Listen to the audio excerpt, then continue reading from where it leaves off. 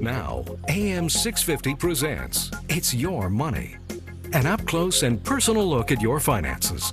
Here's your host, Fred Snyder. Up in the morning and out to school. The teacher is teaching the golden rule. Okay, get in the groove. We're back. We're here talking about your money. More importantly, how to keep it. We don't do a very good job when it comes to keeping our hard-earned money. At the risk of being repetitious, I'm going to ask you some questions. Ask yourself these questions. How long have I worked? How much money have I made? How much of that do I have left today? And am I happy with the answers? And the chances are you're not. If you take 100 people who started equal today at the age of 25, by the time they end up at 65, 1 is wealthy, 4 are well-to-do, 5 are still working, 36 are dead, and the remaining 54 are dead broke, dependent on family and state. So you can look forward, you can look back, and the statistics aren't very good. Why is it that we don't do the most important thing in the world, and that is keep a part of everything we earn? It's our job. It's our number one responsibility to keep a part of everything we earn. Because if we don't, we're going to be dependent on the state. We're going to require welfare. We're going to require the government to look after us. We're going to require our family to look after us.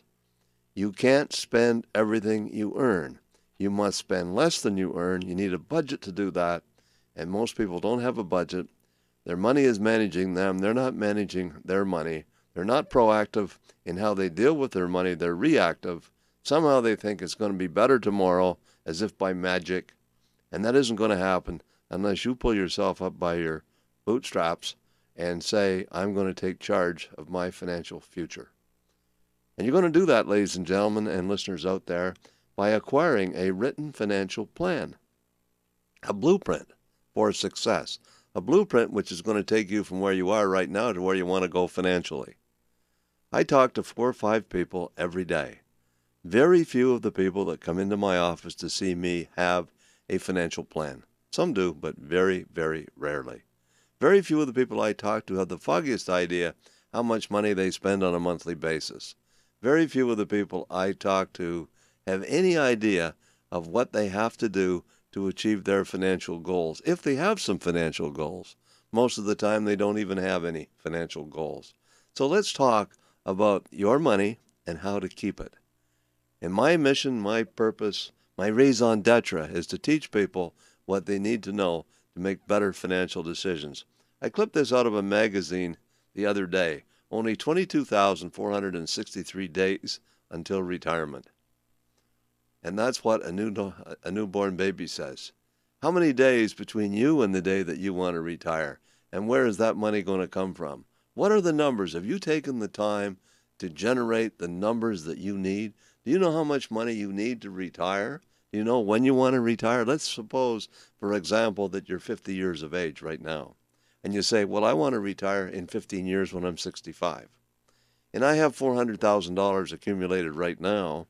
And the rate of return I'm getting on my investments is, I'm not sure. Okay? Or the rate of return that I'm getting on my investments right now is 2% because it's in a GIC. Or the rate of return that I'm getting on my investments right now is 7%. Some people don't know. Some know, some don't. Some that think they know really don't know. And it's critical that you do know, because you can't do the math if you don't know. So what is the rate of return on the money you've already accumulated? And if the rate of return that you're getting is insufficient to do the job, how much money do you have to add to the piggy bank in order to fulfill that particular responsibility?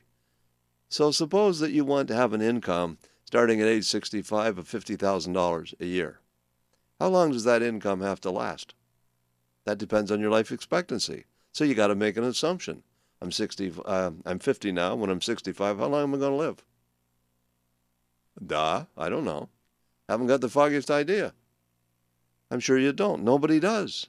But you have to make certain assumptions. So let's assume, for calculation purposes, that our life expectancy is age 90. So we're going to need an income stream for 25 years by the time we reach age 65. Okay. Now, what about inflation? What's the rate of inflation going to be over that period of time? So if I need $50,000 when I'm 65, the next year I'm going to need 105% of $50,000 if inflation is 5%. Or I'm going to need 103% of $50,000 if inflation is 3%. And each year, that 3% rate compounds.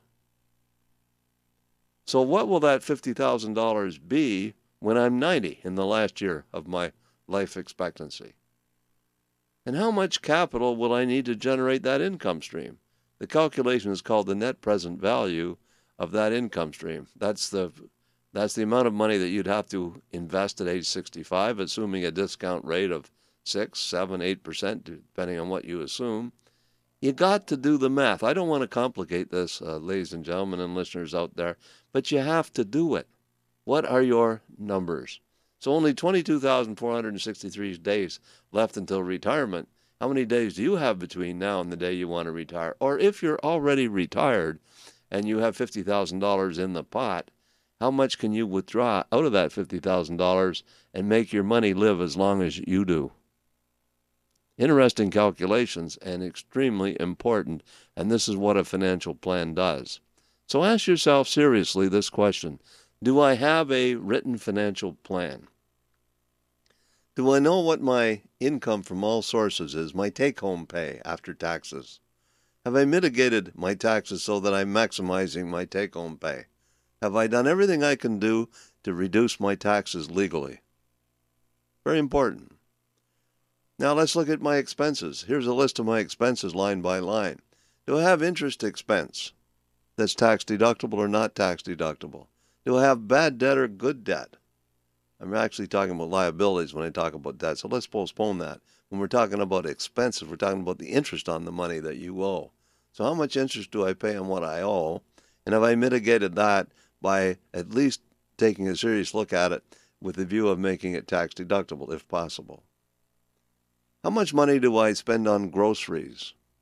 How much money should I be spending on groceries, and how can I find out the answer to that question? How much money do I spend to eat? Do I eat out a lot? Do I take my lunch to work, or do I have lunch in a restaurant every day? Do I go to Starbucks too often? Should I be reducing that expenditure? So what do I spend to live? And I'm talking about for transportation, I'm talking about for eating out, I'm talking for groceries, I'm talking about rent, mortgage payment, the roof over my head, I'm talking about insurance, I'm talking about homeowners insurance, I'm talking about income tax, I'm talking about all the things that I could spend money on. What is it? How much do I spend? That's my budget. And if you don't have a budget, I have news for you. You're not controlling your money. You have to know how much you spend to control your money, and you should keep track of it. So the average person, if you go to Stats Canada, you can look up what the average person in British Columbia spends on a monthly basis on cost of living. The number's in there. And it'll come to somewhere around $4,000 a month.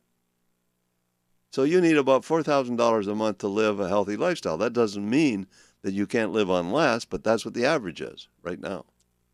Okay? So you got to look at how you're spending your money. How much do I spend on rent, and how much should it be? How much do I spend on my mortgage? What's my mortgage payment, and how much should it be? How can I control what I spend? How can I reduce the money that I spend every month, and at the same time, how can I increase my income? There's the two key questions. If I can reduce what I spend every month, and I can increase my income, then I have more money left over at the end of every month, and now I can save and invest that money. That's called a surplus. And if it's the other way around, that's called a deficit. Someone once said, how do you get out of the hole? Simple answer, quit digging. Okay? The hole is if you have a deficit, you're spending more than you take in, and you have a negative cash flow. So when you have a negative cash flow, ladies and gentlemen, listen hard to this one. How do you finance the deficit? Same way the government of Canada finances their deficit. They borrow money. So what happens when you borrow money? You increase your expenses even more, because now you got to pay interest on the money you borrowed. And you even go deeper in the hole. You can't get out of the hole by borrowing money. You have to spend less than you earn. So start right now by saying, from now on, I'm going to pay myself first. I'm going to make myself my oldest debt. And I'm going to pay my oldest debt first, and that's me. And I don't care if it's only $50 a month. It's better than zero per month. $100 a month, $200 a month, $300 a month. And listen, if you're saying, well, I already do that, I don't have to worry about that. What about your kids? Maybe you should be telling them to listen to this show. Okay? Because they deserve this message too. And they're not getting it in school. Okay? They're not getting it in school. So you can't spend more than you earn. It's impossible. You're going to hit the wall sooner or later. So you have to have a positive cash flow, a surplus, and that's a budget. And if you don't like a budget, you better learn to like it because you need one. If you don't have a financial plan, if you don't have a plan, guess what? You do. You're planning to fail if you don't have one. Okay? So if you don't have a plan, it's, I use the analogy all the time. It's like putting a bag over your head and trying to get somewhere in Vancouver, especially at rush hour. You're not going to get anywhere. You're driving around blind. And again, I love the cliches. Someone once said you walk a mile and then you can see further. Well, that's a good idea. Okay? Just try it. You might like it. So make a phone call. This is a live show. It's interactive. The first hour that we did here was a replay, but this one is live. And we invite you to participate in the show. We want your calls, and the number to call is area code 604-280-0650. Long distance, this is a free call. It's 877-280-0650. Now you can log on. It's www.am650radio.com. You can click Watch TV, and you can see what we look like, and you can see my screen, my computer screen, and everything that I'm talking about if you want to log on. And it doesn't matter where you are in the world. The Internet is fabulous. You could be in Australia right now, and you could be watching us on this show. You could be in Newfoundland. You can be anywhere. You could be in Ottawa. Okay? Doesn't matter. And again, these shows are archived as well, so you can listen to previous shows as well. So get on the line, give us a call, 604-280-0650. Long distance, 877-280-0650. Log on, www.am650radio.com. Free to down at the office, area code 604-737-3512. If you're calling long distance, it's 1-800-661-1495. I'm going to be in Nanaimo tomorrow, so if you're over on the island and you want an appointment to see myself, call Frida. And again, Frida's down at the office. She's available. She'll be there for most of the day. Once again, the number down there is 604-737-3512. If you want to call me directly on my direct line, my direct line is 737-3501. Cell phone is 644-7526, but please don't call me during the show. Okay? You can call me after the show on my cell phone, 644-7526. That number is easy to remember. It's 644-PLAN. Okay? For financial planning. So, if you've just tuned in, I'm certified financial planner Fred Snyder, also registered financial planner representing Scotia McLeod. And my mission, the reason I do this show, is to teach people what they need to know to make better financial decisions. To teach them what they need to know to make better financial decisions. So the decisions you make from a financial point of view will determine your success. It will determine your altitude, if you want. Someone once said, your attitude determines your altitude, and a lot of what we talk about is about attitude. So get on the line, give us a call. Remember, once again, we're talking about your money, more importantly about your money and how to keep it. And I want to just do a little thing here. This is from The Greatest Salesman. This is a book. So anybody who calls the show today, I will give them one of 24 books that I really love. I think these books are incredible. Now, I'm not going to go through this book in great detail, but these are the 10 scrolls from The Greatest Salesman in the World. This is a fabulous book. Scroll 1 says, "Today I begin a new life." So again, I talked earlier about attitude. So today I begin a new life. That should be your attitude every day. Today is a brand new day. The slate is clean. Not going to make the mistakes that I made in the past. Going to start fresh. Today I begin a new day.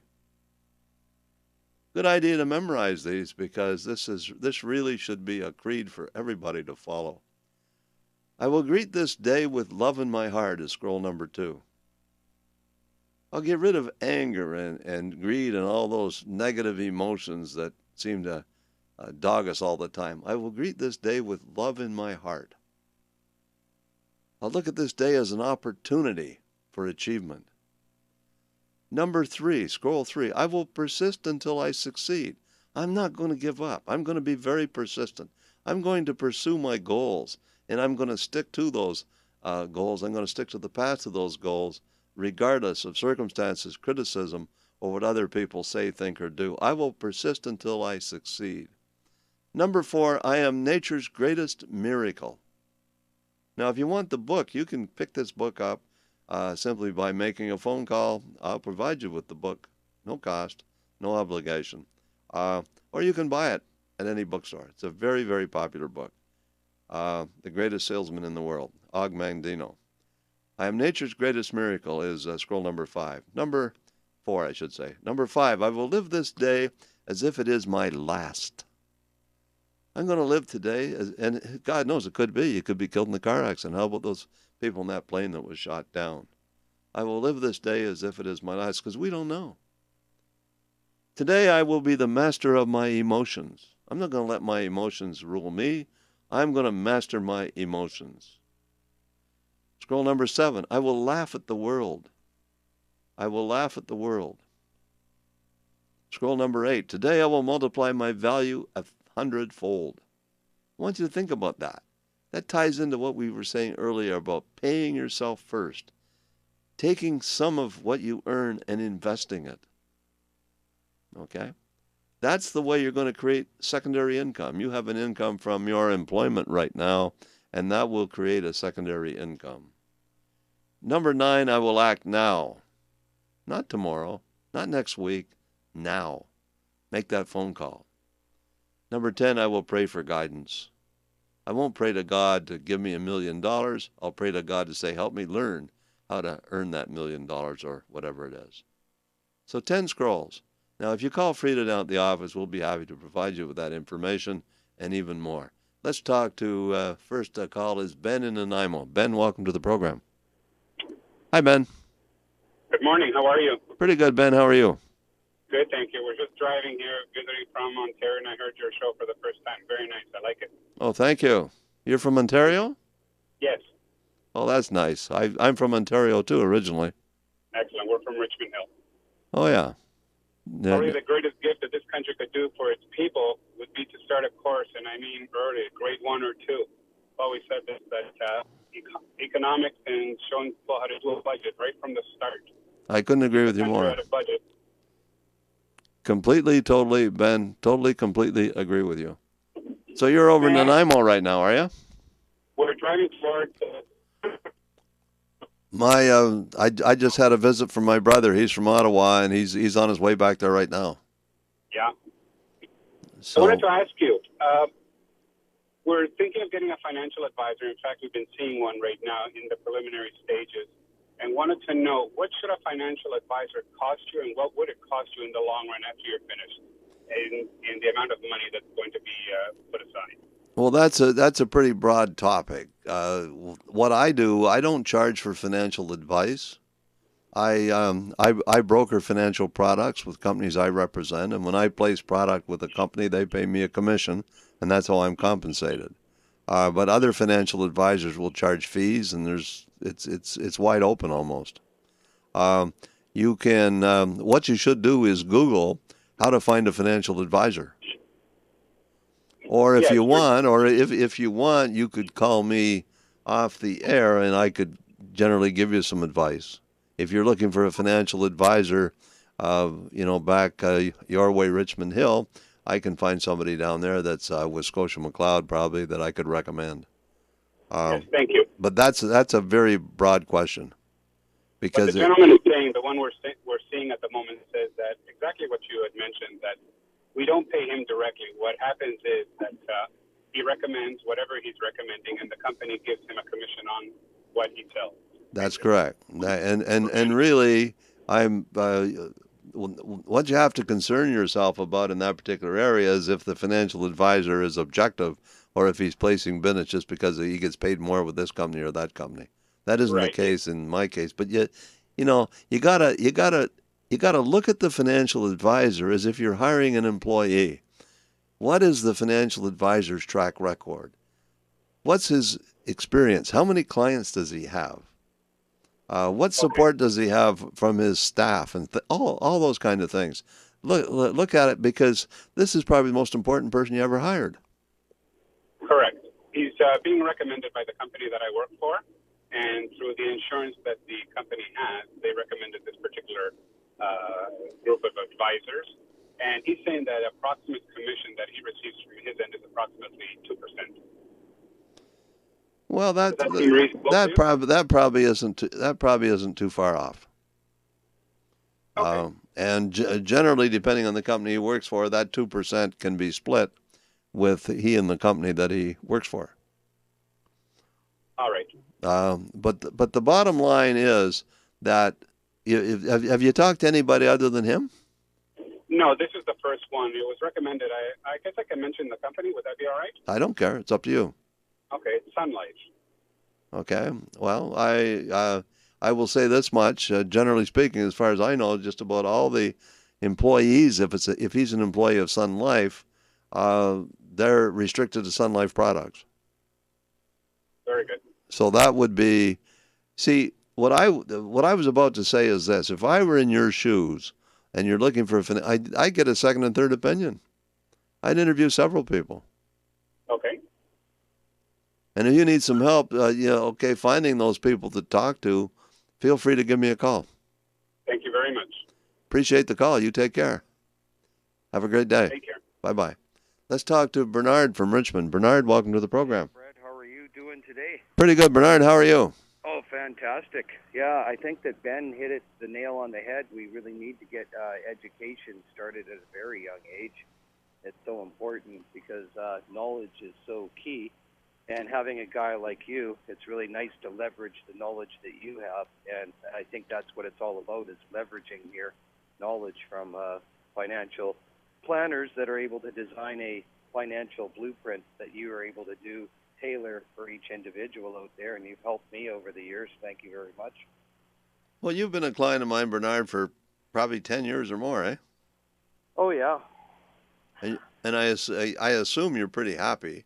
Oh, yeah. Yeah, it's and you don't know when these boondoggles will happen, such as a 2008, or we might see a 2014 even coming up here. You know what I mean, in the financial market. But it's just like you're the captain of the ship, and you have to steer us through the rough course and the rough weather, and there's storms that will happen. But there is the calm that comes down when the market just goes completely flat.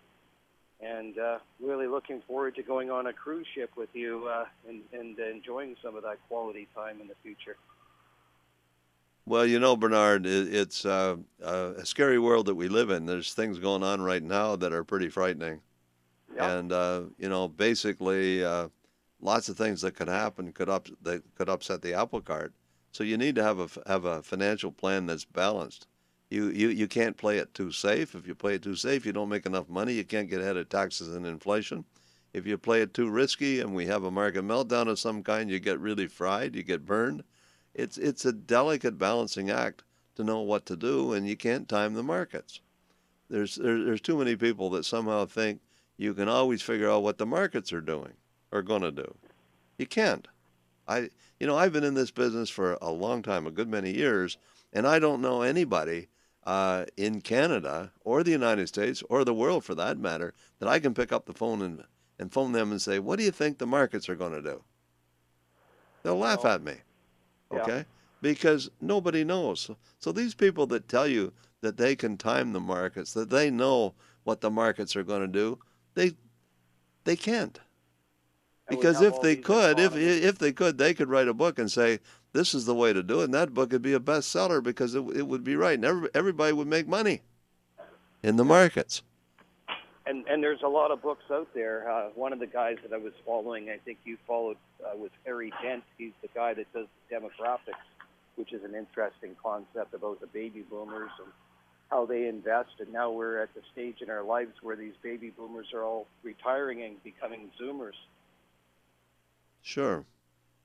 And if you look at the demographics right now, how many people are retiring every day? It used to be for every one person you have retired, you had 6 people working. Now eventually it's going to be for every 6 people retired, you'll have 1 person working. That's kind of a frightening thought. Well, it's pretty hard. It's pretty hard to know what's going on, and you really need to diversify. You need a diversified approach to everything you do. So the answer to risk and timing the market and everything else is called diversify, diversify, diversify. That's what it's all about. And that's what people have to do, and that's what people don't do. So I go back to the issue about having a financial plan. Like when you start the process, you have to figure out, where do I stand right now? And where do I stand right now is all about this. And if you're out there, you're taking notes, you should be if you're not. You got really fundamentally 4 things you have to look at. What's my income? Define your income line by line. Okay?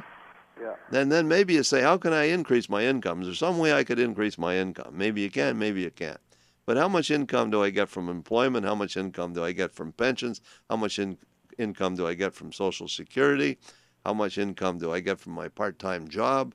Et cetera, et cetera, et cetera, et cetera. So you list all your sources of income, and then you take a total, and then you deduct from that the taxes you have to pay, and that's your take-home pay. That's your disposable income.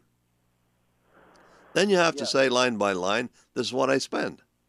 This is how much I spend on savings. I pay myself first, $100 a month. Make that an expense. This is what I spend on groceries, $250 a month. Entertainment, $100 a month.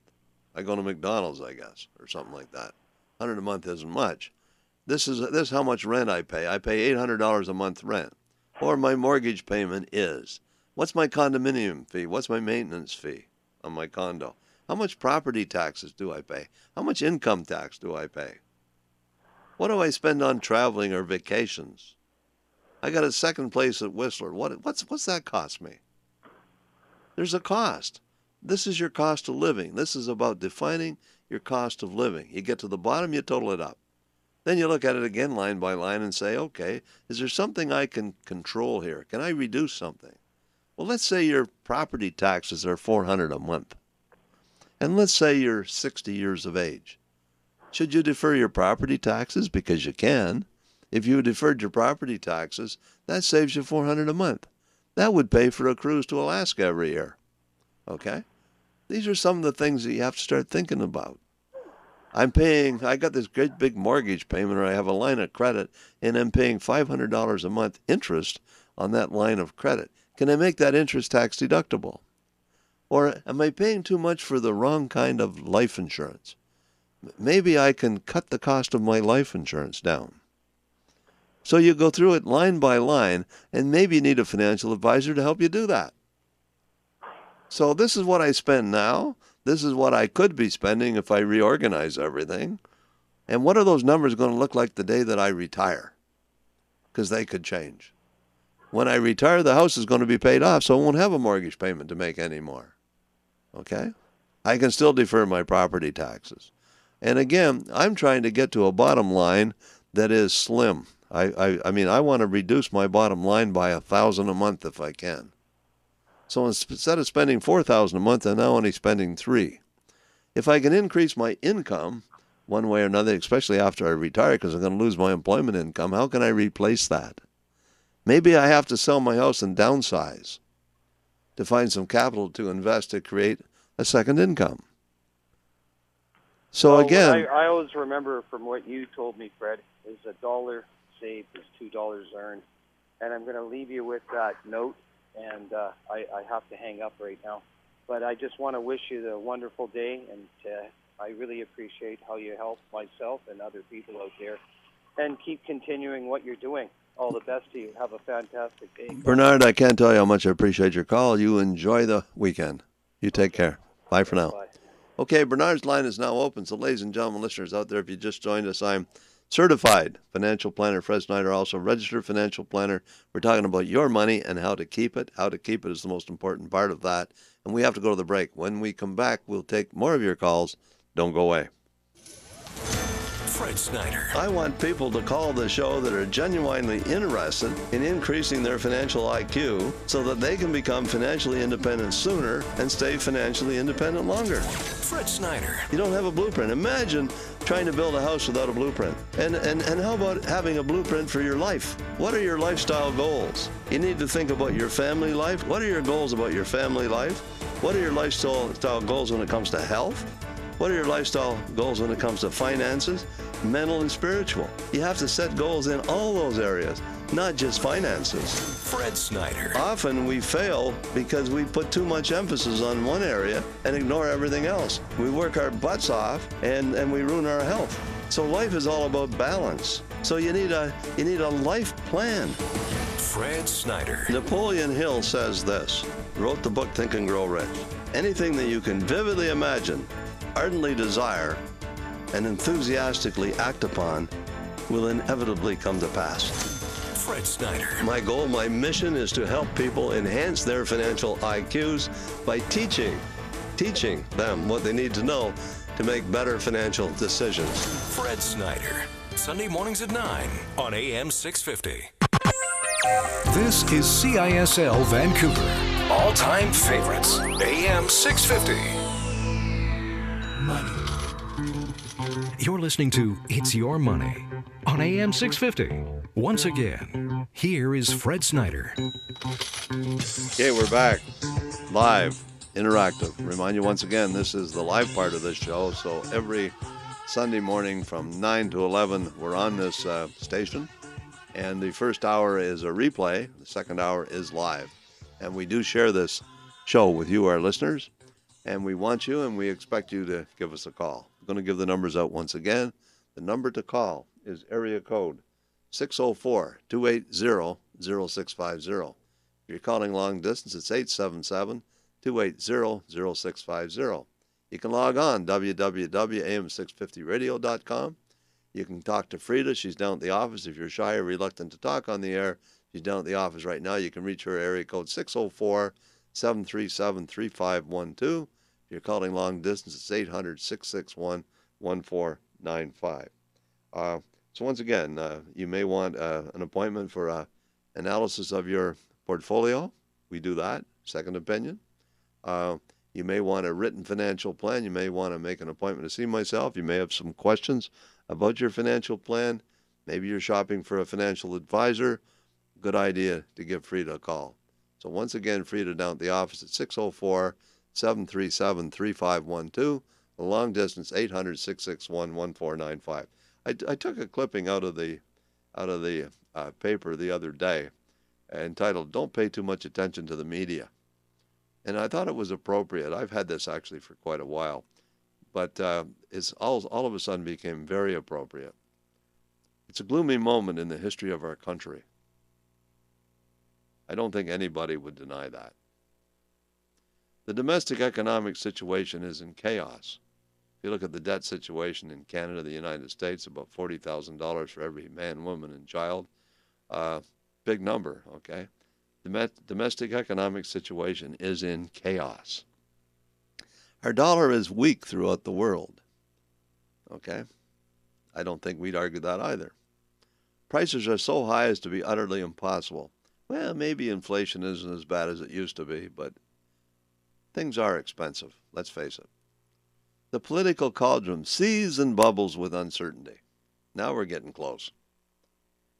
Russia hangs, as usual, like a cloud dark and silent upon the horizon. Now, we know the trouble we're having with Putin right now. It's not a good scene, okay?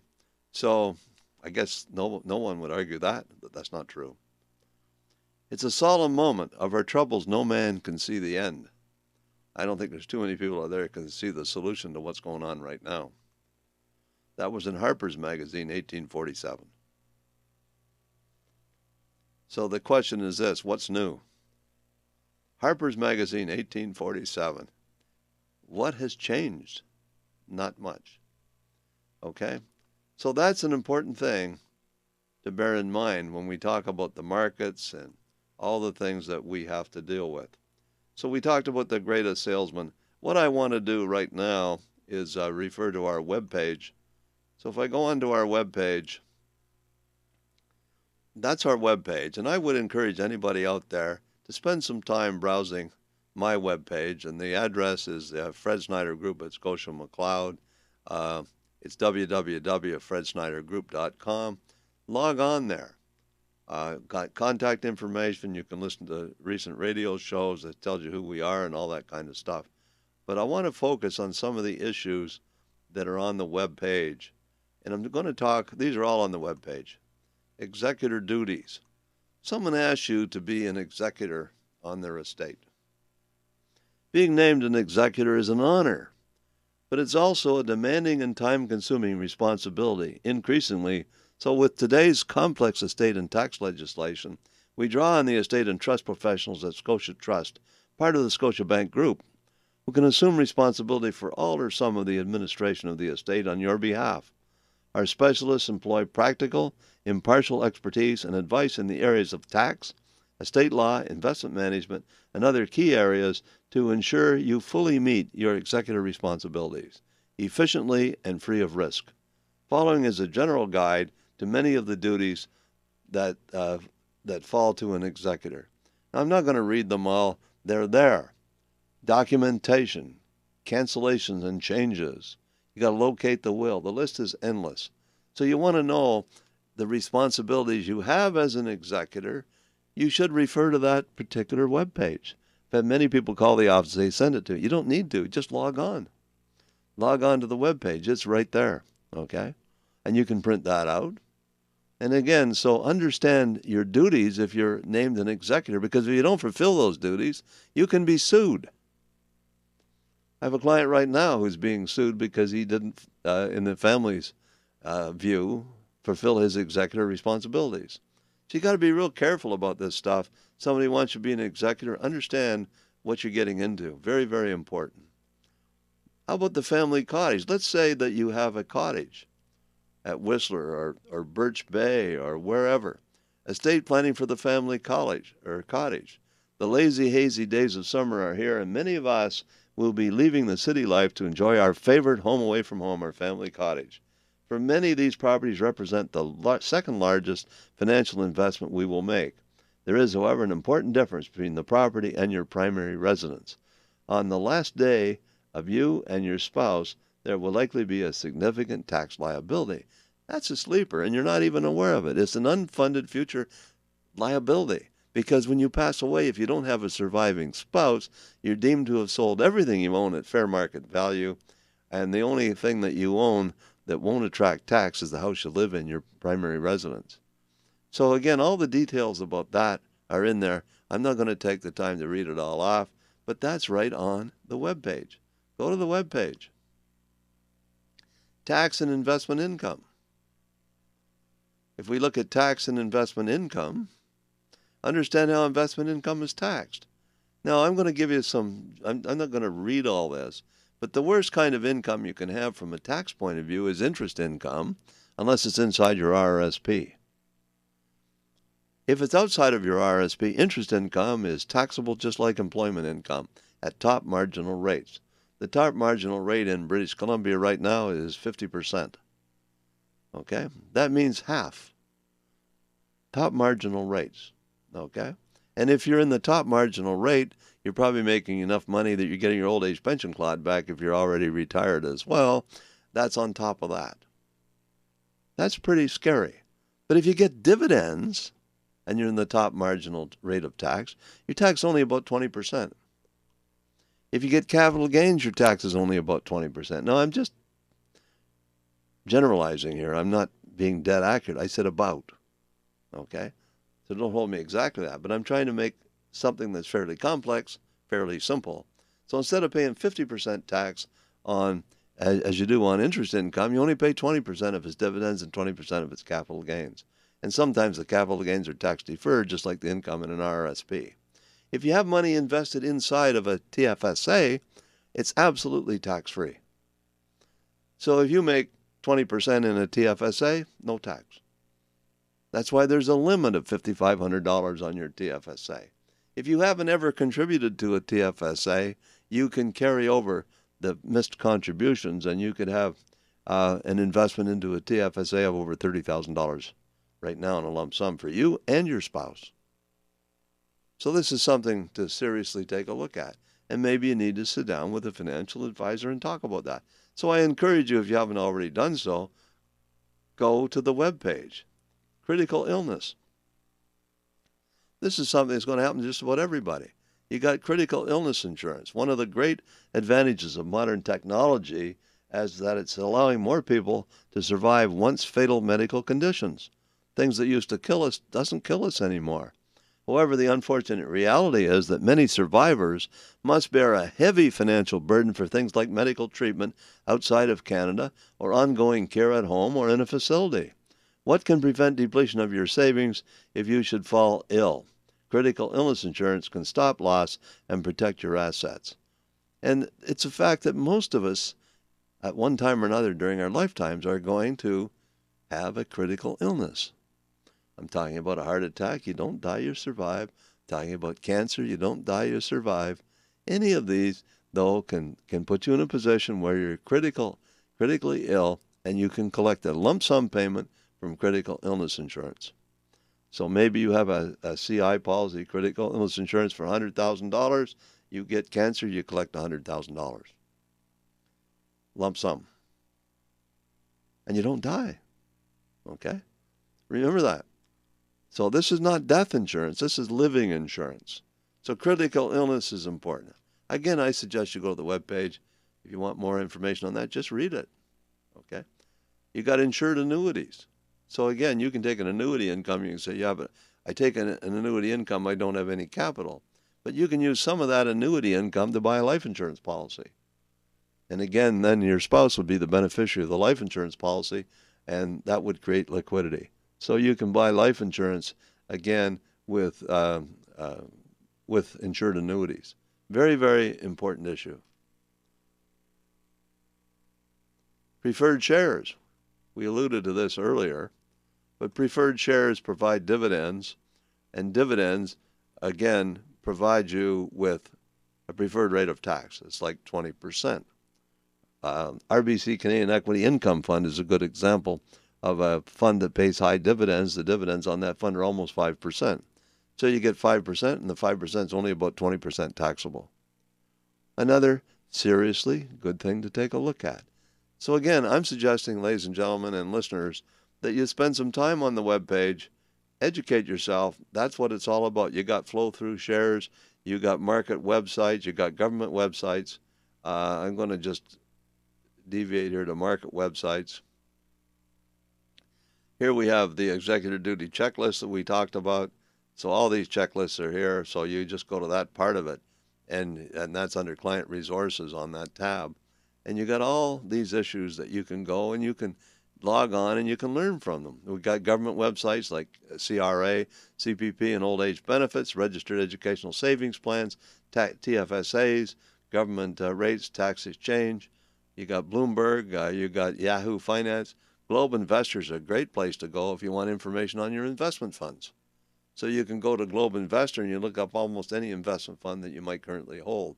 So there's a wealth of information. There's been a great deal of time spent designing that web page. And again, the purpose of that web page is to teach you how to make better financial decisions, to give you some financial knowledge that you didn't get in school. So again, you may have all this and it may be fine with you. Share this information with your next door neighbor. Share it with your parents or children, your relatives, whoever it might be, because everybody needs to know more about how to deal with their money. So again, 604-280-0650, long distance 877-280-0650. And for those who are shy, reluctant to talk on the air, read us down at the office, area code 604-737-3512, long distance 800-661-1495. Remind you once again, ladies and gentlemen, we'll be in Nanaimo tomorrow for 2 days, 3 days actually, Monday, Tuesday, and Wednesday. So if you want to make an appointment, I'll be at the Coast Bastion Hotel over there. You can drop in and see me if you're a client already, or if you're interested, you're looking for a financial advisor, I'd be happy to talk to you. Let's talk to Mavis from Vancouver. Mavis, welcome to the program. Yes, good morning, Fred. Good morning, Mavis. How you doing? Good, thank you. And you? I'm pretty good. Thank you. You mentioned about testamentary trust. Yes. That will come into effect when one person dies, right? You have to be dead to have a testamentary trust. That's right. Does the estate get taxed, or when you die, Well, obviously, sure. I mean, if there's capital gains or interest income or dividend income inside a testamentary trust, it's taxable, sure. No, I mean you have to be taxed before you can put it into the trust. Whatever left over, is that what it is? What happens is the income that stays inside a trust, if there's income in the trust, is taxable. If it's paid out, it's taxable to the beneficiaries. No, what I mean, like the estate taxes. Do you have to pay the estate taxes before you can put that whatever, The government have the tax first? First off, if you have money in an estate. Yes. And we have to differentiate between various types of taxes. There's income tax and there's probate fees. Yeah, probate, yeah. So you're talking about probate fees. Yes. That's a different issue. And if you have money in a testamentary trust, then you must have had an estate. And if you have an estate, there'll be probate fees on the estate. So what you try to do to avoid probate fees is to have products that you can name beneficiaries from, or own property jointly with rights of survivorship. But if you end up, the idea is you want to avoid having money in an estate if you want to avoid probate fees. Because the probate fees in BC is 1.4% of the value of the estate. And people get these taxes confused sometimes, and that's why you got to be careful. Income tax, if anything makes money, is taxable. It may be taxed at lower rates and things like that, but all profits are taxable one way or another, sooner or later. So what I mean to say is that you have to pay all the probate fees and the government taxes before you can have that money into that testamentary trust. When you die, if Yes. you have an estate, Yes. the money, according to your will, goes into a testamentary trust. Yes, right. At death. Yeah. So the trust is automatically set up. So a trust exists. And, Yes. and inside that trust, the trust may have profits. It may have profits in the form of dividends. It may have profits in the form of interest. It may have profits in the form of capital gains. They're all taxable. If the money is paid out to beneficiaries or flowed out of the trust to the beneficiary, it's taxable in the hands of the beneficiary. So I don't know what's we got a bad line here. Are you there, Mavis? Yes, now I can hear you. Okay, I don't know what was happening there. But anyway, the bottom line is I don't want to spend a great deal of time on this particular issue. If you have questions regarding your estate and a serious situation, make an appointment. Come on in and see me, and we'll take it from there.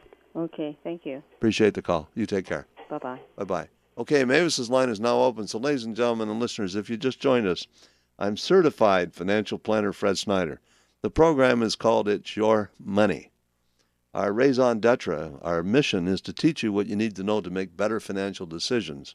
We're talking about enhancing your financial IQ. We're talking about the financial planning process. We're talking about the fact that everybody needs a written financial plan. That's a blueprint. Can you imagine building a house without a blueprint? Let's suppose you want to start a business. You go see your bank manager. And you say, I need to borrow $200,000 to start a business. And the bank manager, well, let's see your business plan. I don't have one. You think you're going to get the loan? No hope at all. Okay? Imagine building anything that's significant. It doesn't matter what it is. Imagine building a boat without blueprints. You can't do it. And you see, I often say that there's 3 P's. The first P stands for plan. The second P stands for planning. And the third P stands for the best products inside your financial plan. So, do you have a financial plan? You don't have one? Give Frida a call. pro bono. We will provide you with one, no cost, no obligation. You want a second opinion on your investment portfolio? That's like an MRI, an X-ray of your financial portfolio. What's the risk? What's the expected rate of return? What's the track record of your portfolio? Who's the money manager? What is the MER? What are the costs associated with that particular portfolio? You want to find that out? Written report, no cost or obligation. Make an appointment by calling Frida, once again, 604-737-3512. Remind you once again, we're talking about your money, more importantly about your money and how to keep it.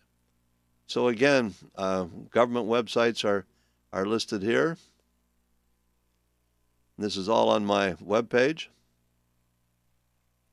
And again, I think we already looked at those basically. So you can go there, and that's on the Client Resources tab. Okay, we got workshop agendas, so you can find out when workshops are up. And I think we're going to start our workshops up again. I'm getting a lot of pressure from clients to get those workshops going again. So I think we'll do that. You want to contact us, it's here. And again, the phone numbers are listed here, 604-737-3512. Again, 604-737-3524 if it's long distance, or send us a message. Just click. Get used to that web page because there's lots of great stuff there. And again, that's designed to help you navigate the financial planning issues that you must deal with. So Frida down at the office at area code 604-737-3512, long distance 800-661-1495. You want to talk to us live here on the air? We're starting to run out of time. Area code 604-280-0650, long distance 877-280-0650. I should have probably done this earlier and gone to my library. This is my library. And these are great books. We have The Richest Man in Babylon. We have Think and Grow Rich. We have Og Mandino's The Greatest Salesman in the World. I listed the 10 scrolls earlier on the show. You want that book? You want any one of these books? Give me a call. And I will provide anybody who calls the show with any one of these books, your choice.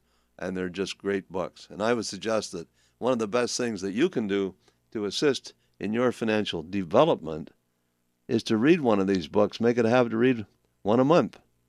How to Win Friends and Influence People. How to Stop Worrying and Start Living. Acres of Diamonds. The Master Key to Riches. You Can't Take It With You is all about estate planning by Sandra Foster. Great book. Your Money. Fasten Your Financial Seatbelt. Rich Man, Poor Dad. Embrace the Struggle. The Wealthy Barber. Remember, to have you must become. My brother-in-law once said to me, he said, "What's the secret of financial success?" I said, "You must become." If I were to give you $1 million right now, you'd probably be broke next week because you wouldn't know how to deal with it. When you become, you attract wealth. So you must become first. To have, you must become. To become, then you have to develop your mental capacity, your spiritual capacity, good habits. These are all some of the secrets that you must learn. Let's talk to Sandy from Vancouver. Sandy, welcome to the program. Thank you. I'm phoning to ask you, I have about $250,000 in savings, and I'm wondering about buying property or investing. I'm wondering what your opinion is on the property prices now in the Vancouver and area. Well, that's a good question, but buying property and investing are essentially the same thing. So the question is, if I'm going to invest $250,000, how should I invest it?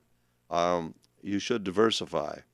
If you put, and I don't know enough about your the rest of your finances to know how to advise you accordingly. But generally speaking, you should diversify. So some of your money should be in real estate. Some of your money should be in stocks or mutual funds. Some of your money should be in bonds or fixed income investments. Do you own the house you live in? No. Okay. Maybe you should buy a house to live in it because that's tax-free. Okay. You may have a reason for not doing that. I have a client that for many, many years, she's one of my favorite clients. For many, many years, I keep telling her to buy a house. She won't buy one. She travels instead. That's what she wants to do. So it depends on your goals. But the simple answer to your question is that if you have $250,000, you should diversify. Now, to be more specific in terms of real estate, I really don't know what real estate is going to do, and I don't know anybody that really does. There's nobody that I know that can answer that question honestly, that really believe that real estate is going to keep going up or not. You know what happened in the United States when we had the subprime meltdown back in 2008? Yeah. Real estate collapsed. Didn't happen here in Vancouver, and there's been some talk in Vancouver that it's a bubble right now, and it may be about to be a problem, but it still keeps going up. I don't know, and I honestly don't know anybody else that I would ask that question, and that I would rely on their answer, okay? Because nobody really knows. But if it's the house you're going to, well, let me give you a good example. This is me. In 1980, I should say, I bought a house in the Village in North Vancouver for $98,000. In November of 81, it was worth $250,000. That's a big increase. I had a mortgage on it at 6%. I had a line of credit of $25,000.